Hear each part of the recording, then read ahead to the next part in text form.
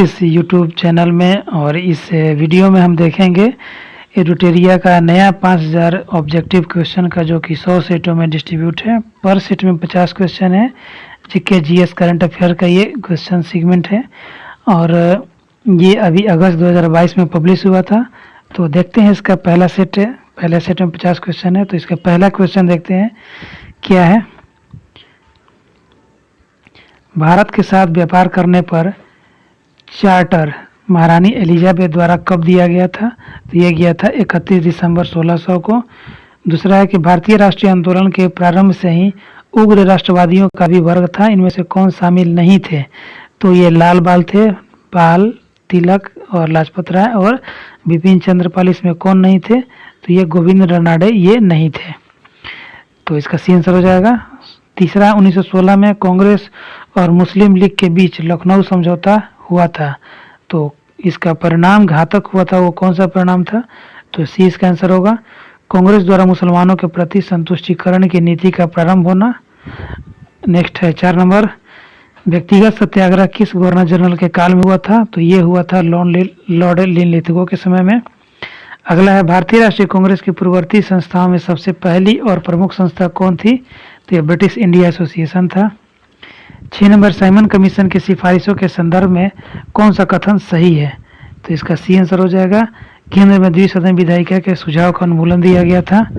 7 number है कि दादा भाई नौरोजी ने ब्रिटिश हाउस ऑफ कॉमन्स के लिए चुने गए थे, तो वो किस पार्टी के टिकट पर चुनाव लड़े थे? तो लिबरल पार्टी के टिकट पर चुनाव लड़े थे। 8वां है कि भारत पर हुणों का प्रथम आक्रमण किस शासन के समय में हुआ था? तो ये शासक थे स्कंदगुप्त। 9 नंबर देखते हैं, एहोल अभिलेख किस शासक से संबंधित है? तो एहोल अभिलेख पुलकेशिन द्वितीय होगा इसका आंसर। सत्यमेव जयते किस उपनिषद में संग्रहित है? तो मुंडकोपनिषद। और कठोपनिषद में नचिकेता संवाद या नचिकेता और यम संवाद। 12 नंबर है, महावस्तु महाबुद्ध का जीवन वृतांत है, इसका संबंध किस शाखा से है? तो ये महायान शाखा से है। अकबर द्वारा बनाया गया उपासना भवन का क्या नाम था? तो इबादत खाना था। 13 है कि सुप्रसिद्ध संगीतकार तानसेन और बैजू बावरा किसके शासनकाल में सुविख्यात थे? तो ये अकबर के शासनकाल में हो जाएगा। नेक्स्ट है, न्यू कैसल पोर्ट जो दुनिया का सबसे बड़ा कोयला निर्यात बंदरगाह है, किस देश में स्थित है? तो ये स्थित है ऑस्ट्रेलिया में, न्यू कैसल पोर्ट। नेक्स्ट है 15 नंबर की देशांतर रेखाओं के संबंध में सही पूछ रहा है, तो इसका डी आंसर सही होगा। देशांतर के मध्य सर्वाधिक दूरी विषुवत रेखा पर होती है। अगला देखते हैं 16 नंबर, उत्तर से शुरू कर दक्षिण की ओर दी गई पहाड़ियों का सही क्रम पूछ रहा है, तो इसका सही क्रम होगा सी, नल्लामलाई, जवादी, नीलगिरी, अन्नालाई, यह इसका सही क्रम है, north to south. Next 17 number देखते हैं, कौन सी नदी अपने मार्ग बदलने के लिए प्रख्यात है? तो ये बिहार का कोसी नदी है।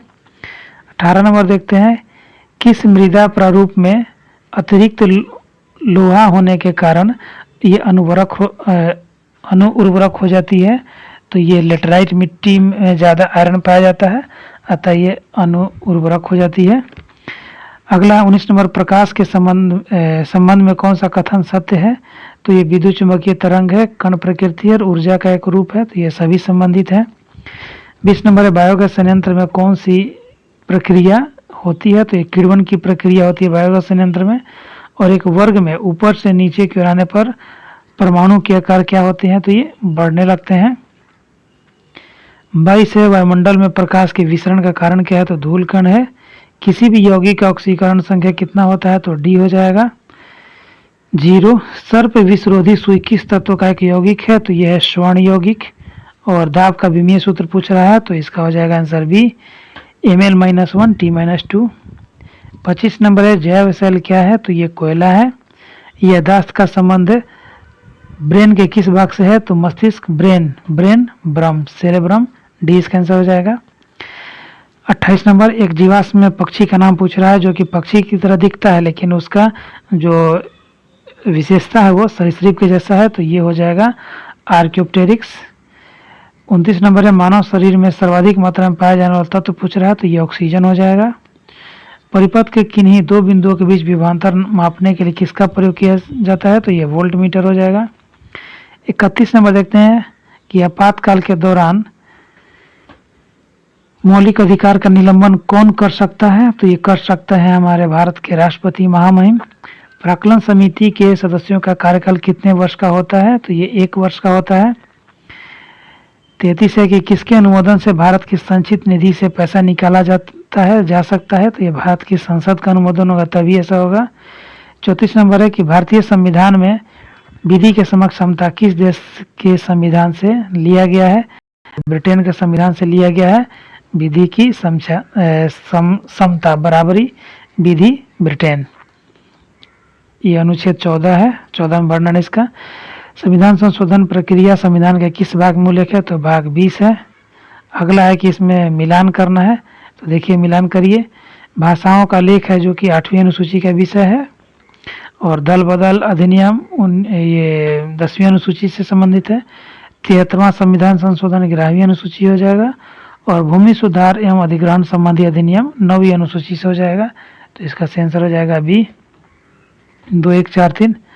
अगला देखते हैं 37 नंबर की 1833 के चार्टर अधिनियम के अंतर्गत प्रथम विधि आयोग का गठन किसकी अध्यक्षता में किया गया? तो लॉर्ड मैकाले की अध्यक्षता में किया गया। अगला है कि प्याज और झींगा उत्पादन से संबंधित कौन सा क्रांति है? तो ये क्रांति हो जाएगा आपका गुलाबी क्रांति।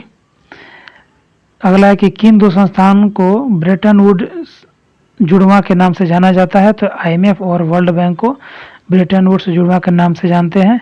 40 नंबर है किस वर्ष भारतीय रिजर्व बैंक RBI का नेशनलाइजेशन किया गया था? तो 1949 में किया गया था। अगला हिंदू राष्ट्र का विचार मूलतः किसका है? तो ये VD सावरकर जी का है। भारत में आयकर कैसा है? तो आयकर प्रत्यक्ष एवं प्रगतिशील कर है। कुचिपुड़ी किस राज्य का लोक नृत्य है? तो इसका लोक नृत्य हो जाएगा आंध्र प्रदेश का ये लोक नृत्य है। और अगला है हिमानी उत्तम पर्व का संबंध किस खेल से है? तो ये मलखम्ब हो जाएगा। नेक्स्ट है कि नीपक आंदोलन के प्रणेता कौन थे? तो दादू दयाल थे। अगला है द्रकमा सिक्का किसने चलाया था? तो ये ग्रीकों ने चलाया था। बाढ़ के दौरान हर वर्ष नए एल्यूवियम का जमा हो जाता है जो मिट्टी की उर्वरता को बढ़ाता है, तो इस मिट्टी को कहते हैं हम खादर। नदियों द्वारा बहा कर लाई गई ये मिट्टी होती है खादर। अगला है 48 वह समुद्री सीमा है जहाँ तापमान तेजी से कम होता है उसको क्या कहते हैं? थर्मोक्लाइन कहते हैं। बहुत अगला इंपॉर्टेंट क्वेश्चन है, ये बेसल मापदंड किससे संबंधित है? तो ये संबंधित है बैंकिंग क्षेत्र से। और 50 नंबर क्वेश्चन है कि इंग्लैंड में पहली बार औद्योगिक क्रांति शब्द का प्रयोग किसने किया है? तो ये किया है अर्नाल्ड टाइम्बी ने। दोस्तों ये सेट 1 का 50 क्वेश्चन हो गया। तो चलिए साथ ही साथ अगला सेट 2 भी देख लेते हैं 50 क्वेश्चन। तो इस सेट में टोटल 100 क्वेश्चन हो जाएंगे। तो सेट 2 है, ये देख लीजिए सेट 2 है। तो सेट 2 में हम देखते हैं पहला क्वेश्चन क्या है कि इनमें से कौन सा मूल अधिकार केवल भारतीय नागरिकों को ही प्राप्त है? तो ये अनुच्छेद 15, 16 और 19 ये तीनों अधिकार भारतीय नागरिकों को प्राप्त है। देखते हैं अगला दूसरा, राज्यसभा इसमें गलत पूछ रहा है। तो राज्यसभा के सदस्यों का कार्यकाल 4 साल होता है, गलत 5 साल होगा। और कम से कम आयु 35 वर्ष का रहा है, गलती है 30 होगा। और यह स्थायी सदन है, ठीक है, लेकिन इस चौथाई सदस्य दूसरे वर्ष मुक्त हो जाते हैं, गलत है, 1/3 होगा। तो ये सभी तो गलत तो है, तो इसका आंसर हो जाएगा क्या? उपयुक्त सभी गलत है। अगला 3 नंबर देखते हैं कि धन विधेयक को राज्यसभा अधिकतम कितने दिनों तक रोक सकती है? तो 14 दिनों तक रोक सकती है। 5वां में क्या पूछ रहा है कि सही कौन है? सही कौन है? तो भारत का राज्य क्षेत्र किसके बारे में सही पूछ रहा है? तो कोई व्यक्ति उच्च न्यायालय का न्यायाधीश कब हो सकता है? तो भारत राज्य क्षेत्र में कम से कम 10 वर्षों तक न्यायिक पद का उसको अनुभव हो, या फिर वह 10 वर्ष या ज़्यादा समय तक उच्च न्यायालय या उच्च न्यायालयों का अधिवक्ता रहा हो, तो ये सही है। दूसरा, आयु 35 वर्ष हो, ये गलत है, तो इसका सही आंसर हो जाएगा केवल 4 का ए आंसर हो जाएगा। 5 है कि वित्तीय आपात उद्घोषणा का अनुमोदन करने वाले संकल्प सदन के दोनों सदनों द्वारा कितने माह के भीतर पारित हो जाना चाहिए? तो ये 2 माह के भीतर पारित हो जाना चाहिए वित्तीय आपात उद्घोषणा का अनुमोदन। और वित्तीय आपात अनुच्छेद 360 के तहत लगाया जाता है देश में। अगला 6 नंबर कि भारत में पहली बार केंद्र सरकार के विरुद्ध लोकसभा में अविश्वास प्रस्ताव कब लाया गया था? तो ये लाया गया था 1963 में।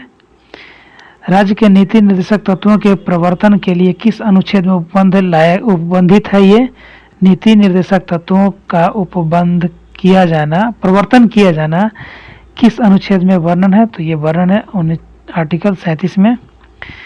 देखते हैं अगला नेक्स्ट क्वेश्चन 8 नंबर। चलेया समिति का संबंध गठन किस वर्ष किया गया था? तो ये गठन किया गया था 1991 में। कोको उत्पाद और चमड़ा उत्पाद का संबंध किस क्रांति से होगा? तो ये होगा भूरी क्रांति से। और 10 नंबर है कि एक धन जो आसानी से विदेश से आता है लेकिन आसानी से चला भी जाता है, तो इस प्रकार के धन को क्या कहते हैं? मनी को हॉट मनी कहा जाता है। गन्ने का उचित और FRP पारिश्रमिक मूल्य अनुमोदित करता है, कौन करता है? तो ये करेंगे आर्थिक मामलों पर कैबिनेट समिति इसका अनुमोदन करता है। असहयोग आंदोलन में कौन सा कार्यक्रम शामिल नहीं है? तो असहयोग आंदोलन में सरकारी वाहनों से यात्रा करने पर पाबंदी ये नहीं। अगला है दांडी मार्च की समाप्ति किस वर्ष हुई थी?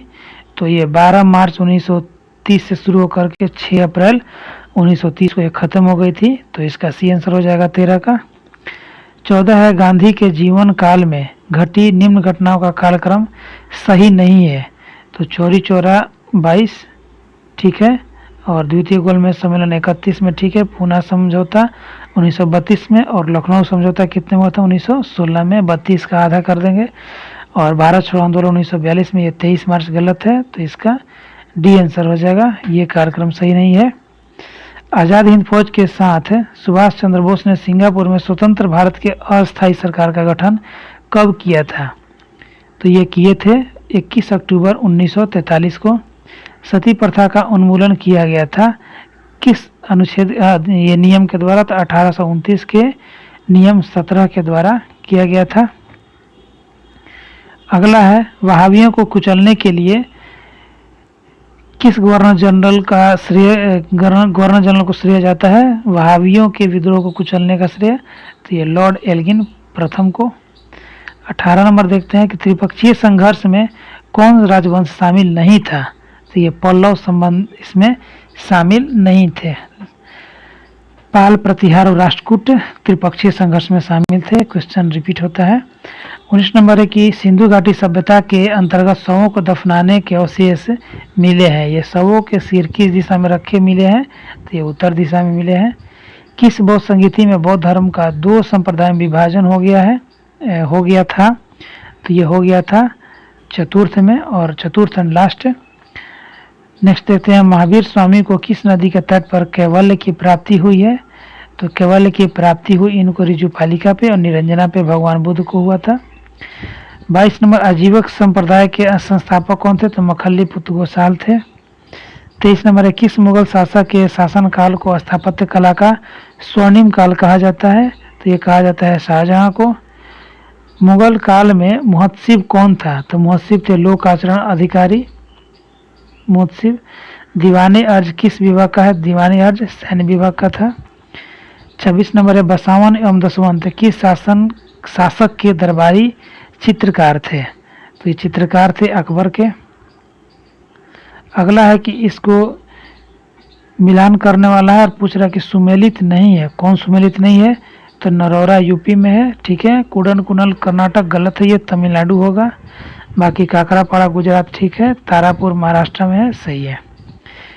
परमाणु विद्युत गृह है ये सभी। नेक्स्ट देखते हैं कि 38 और 30वीं समानांतर रेखा किन दो देशों के बीच स्थित है? तो ये हो जाएगा उत्तरी कोरिया और दक्षिणी कोरिया के बीच में 38वीं समानांतर रेखा है। कौन सा एक अच्छे ईंधन का गुण नहीं है? जलने पर ज़्यादा से ज़्यादा अवशिष्ट एवं हानिकारक गैसों का उत्सर्जन यदि होगा तो वो अच्छा ईंधन थोड़ी ना हुआ, तो यही एक अच्छे ईंधन का गुण नहीं है। बाकी अच्छे ईंधन में ऊष्मीय मान उच्च होना चाहिए, प्रज्वलन ताप न तो कम और नहीं ज़्यादा होना चाहिए। चलिए नेक्स्ट देखते हैं 30 नंबर। सूची को मिलाना है 1 और 2 से। तो पहला विटामिन B7 हो जाएगा, इसको यूज करते हैं बालों के झड़ने से रोकने के लिए। और B12 का यूज करते हैं प्रणाशी अरक्तता में यूज करते हैं इसको। और विटामिन E बांझपन उत्पन्न होता है उसको रोकने के लिए। और विटामिन K का यूज करते हैं रक्त के क्लॉटिंग में, जो कि इसमें प्रोटीन होता है ब्लड में फाइब्रोनोजन, वो एक जाला बनाता है जिसके कारण ब्लड क्लॉटिंग होता है। विटामिन K इसमें मददगार साबित होता है। 31 नंबर है, तारों के मध्य दूरी ज्ञात करने की इकाई क्या है? तो ये इकाई है गैलेक्टिक इकाई। अगला है कि कौन सा रोग पुरुषों की तुलना में महिलाओं में बहुत कम होता है? तो ये बहुत कम होता है वर्णांधता। इंपॉर्टेंट क्वेश्चन है। अगला है हीमोग्लोबिन लाल रक्त कोशिकाओं के अंदर का एक प्रोटीन है और यह किसका वहन करता है? तो सिंपल सी क्वेश्चन है, ये ऑक्सीजन का वहन करता है हीमोग्लोबिन रक्त। 34 नंबर है, किसी पदार्थ को एक अवस्था से दूसरी अवस्था में बिना ताप में बदलाव के परिवर्तन होने के लिए आवश्यक ऊष्मा की जो मात्रा यूज करते हैं उसको क्या कहते हैं? तो वो कहा जाता है गुप्त ऊष्मा। किस कोशिका अंगों में से निम्नलिखित कोशिका अंगों में से किसमें न्यूक्लियक अम्ल नहीं पाया जाता है? तो न्यूक्लियक अम्ल नहीं पाया जाता है जीव द्रव्य में। कौन सा विटामिन ए का अच्छा स्रोत नहीं है? तो ये जंतुओं के यकृत एवं गुर्दे विटामिन ए का अच्छा स्रोत नहीं है। विटामिन ए पाया जाता है पके हुए आम में, जो कि कच्चा आम में विटामिन सी मिलेगा, पका आम में विटामिन ए, पालक में विटामिन ए और आयरन बहुत प्रचुर मात्रा में, और मछली के तेल में आयरन तो विटामिन ए तो मिलता ही है। और चलिए नेक्स्ट देखते हैं 37 नंबर, इसको भी मिलान करना है। तो 37 का देखते हैं। पहला प्रतिरोध, प्रतिरोध का आपका मिल जाएगा, प्रतिरोध का मात्रक है ओम। और दूसरा है विद्युत प्रवाह, विद्युत प्रवाह का हो जाएगा आपका एम्पियर, और बल का हो जाएगा न्यूटन, और पावर का शक्ति का वाट। तो इसका सेंस हो जाएगा बी। 38 नंबर देखते हैं कि धातुओं में सबसे कम घनत्व वाला तत्व कौन सा है? तो सबसे कम घनत्व वाला तत्व हो जाएगा लिथियम। 39 देखते हैं, प्राकृतिक रबर के बारे में कौन सा कथन सही है? तो 39 का हो जाएगा ए आंसर। ये प्राकृतिक बहुलक है और इसमें लोचदार गुण होते हैं। 40 नंबर, किसी तत्व का रासायनिक गुण निम्न में से क्या तय करता है? तो ये तय करता है इलेक्ट्रॉन की संख्या।